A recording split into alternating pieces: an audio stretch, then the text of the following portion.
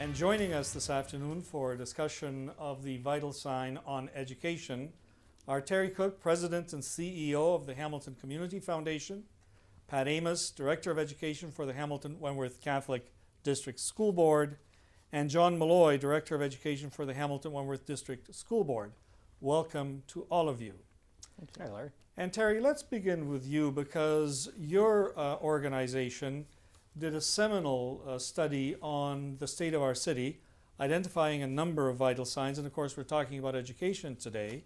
What does the vital signs study say about education and its status in the city of Hamilton? Well, that of course is complicated in anything statistical, but the high-level overview would be that on balance, when you look at post-secondary participation rates, that Hamilton trails the provincial average somewhat. On the bright side, in all demographics, I think both directors of education will tell you that there are some real signs of light and progress in terms of performance of our local schools. I think the more challenging demographic is in fact the code red neighborhoods and concentrated poverty, and in that area we clearly have some work to be done. Most depressingly, in our best neighborhoods, dropout rates can be as low as 0. And in at least 4 of our North End neighborhoods, they are as high as 65% in some cases, and in one case as high as 88%. So clearly the impact of great teachers and good facilities when you're dealing with concentrated poverty remains a huge challenge, and it's something I'm sure my colleagues will touch on here today in terms of the work and the focus that they've brought to some of these demographic challenges in the inner city. Well, and I think that Hamiltonians will be shocked if they reflect on some of those statistics to know that in some of our schools, in some of our neighborhoods, there's a dropout rate as high as 88%. So let's talk to our directors of education and get their take on this. And begin with you, Pat. I know that you in your school system, as well as John's school system, you monitor dropout rates. What is the overall rate, and how do you account for some of the higher rates in some of the neighborhoods? Yes, thank you, Larry. The dropout rate is very important to a school board because our goal is that we are here to help assist all of our students reach success, and success in a school system is defined by graduation. So we, along with the ministry, are monitoring our graduation rates and doing all that we can to ensure that our schools feel connected. It's an interesting concept, though, when you talk about dropout rate, and the government is trying to really determine how to measure that effectively. But dropout can begin very early as in grade 1, when students feel disengaged, that they're not able to learn, that they're falling behind their peers in the classroom. And so it's really important that we do all that we can to keep our students engaged and to help them meet with success. We have programs as young as grade 1 on reading recovery that help engage our 10% of our grade 1 students who struggle within a learning environment, and they're given direct intervention from a trained reading recovery teacher. All of our schools have this in all of our elementary schools. But as we progress into secondary, the transition from grade 8 to grade 9 is significant.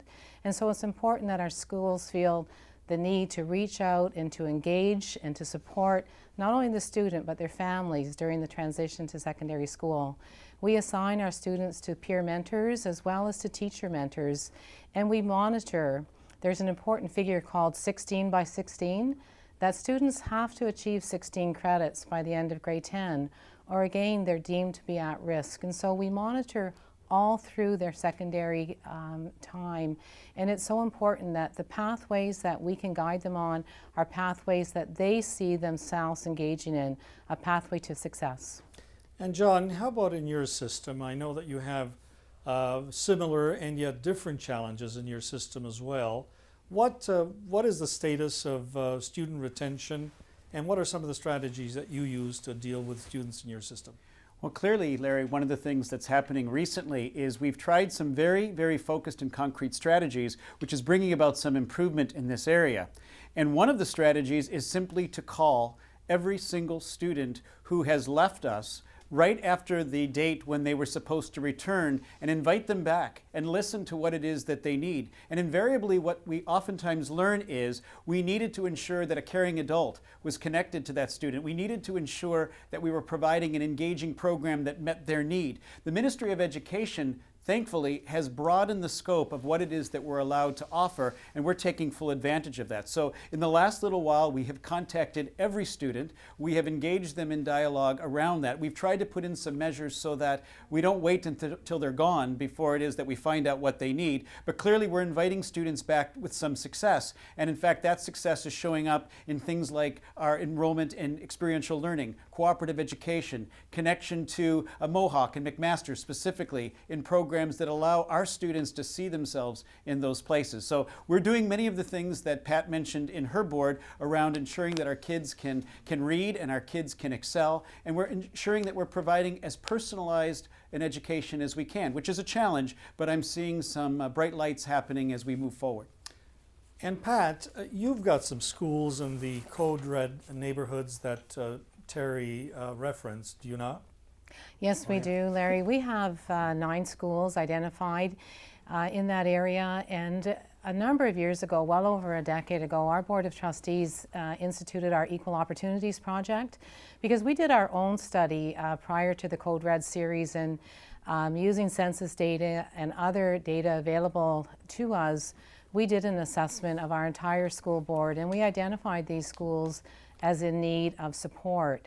And so at that time, funding was allocated. We have an Equal Opportunities Project Coordinator, and we work on focused PD for our teachers. We really believe that we do have control. We have control of the teaching learning environment, and we have control over our professional development and our leadership development within the board. And these are 2 areas that are critical for student achievement. And so with our Equal Opportunities Project, yes, we ensure that our students come to school, and if needed, we provide breakfast for them. We provide a safe learning environment, and we also provide linkage to other co-curricular activities. But the focus of the Equal Opportunities Project has been on student learning to support student achievement.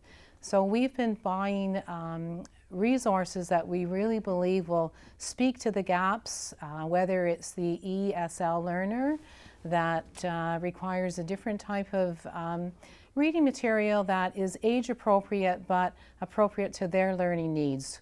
And John, would you, in your programs in the Code Red neighborhoods, have similar programs to Pat's? We do have similar programs where we attempt to provide focused resource, focused professional learning for teachers. But there's another piece that we've really been working through lately, which is what are the expectations we hold for our students? Because sometimes what can enter in is if we don't believe our students can achieve, that actually can become a reality. So part of the professional learning that we do, part of the focused resources that we provide are also connected to this whole notion of believing in our students. And our students' voices tell us way more than you can imagine. And we're attempting to listen. And when we listen, we find out that by matching students and programs with appropriate resources and wonderful teachers, with that high expectation, we're seeing improvement. And that is something that I think is a great challenge, because in some of our neighborhoods, and we saw that through the Code Red process, people could start to think that certain things can't happen. So and that's we're one of not the things giving we're up working on kids, essentially. We're not giving up on kids. Any of ours. So let me, we've got less than a minute left. Very quickly, John. EQAO is the testing regimen for your schools.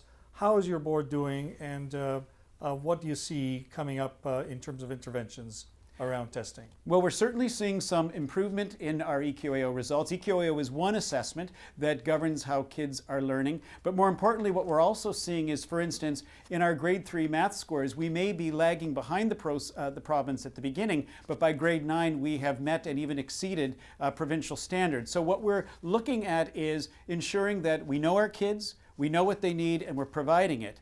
And that we're seeing that improvement because focused intervention, focused instruction is making a difference. And Pat, EQAO, you've traditionally done very well. How are you doing now?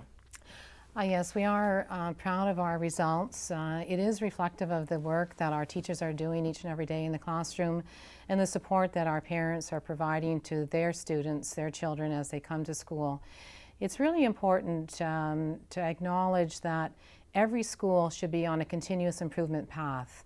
So we do use data extensively, and EQAO is one source. We also use report card data as well as teacher observational data, which is critical when we talk about assessment of and for learning.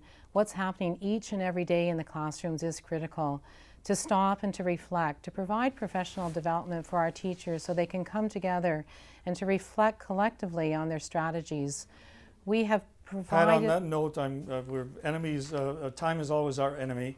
So I'm going to have to thank the three of you for being there. I was going to introduce the whole subject of collaboration between the school boards. I trust that's happening. But let me thank the three of you for coming here today. Very important topic, obviously one that's close to my heart and each of yours. Thank you very much, Terry, Pat, and John.